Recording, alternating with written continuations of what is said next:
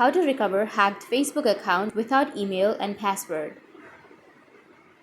So if you want to recover your hacked Facebook account without the email and password, then what you need to do is first you just need simply open up your browser or your Google and search for hacked Facebook account. After searching, you need to go with recover a hacked Facebook account, Facebook Help Center, which is www.facebook.com. And once you tap on it, it will take you to this kind of interface. Now here you need to go with www.facebook.com/hacked and go with someone else got my account without my permission, and then go with continue, and here you need to go with get started. Now you can go with continue again in order to change your password or in order to recover your hacked Facebook account. So tap on continue, and here you need to enter your new password. First you need to enter your current password and then enter your new password and retype your new password. Or if you don't remember your current password, then you can just go with forgot password, and then you can reset or recover your password. After recovering your password, you'll be able to recover your Facebook account. You can go with your login page and then log into your Facebook with your new password, and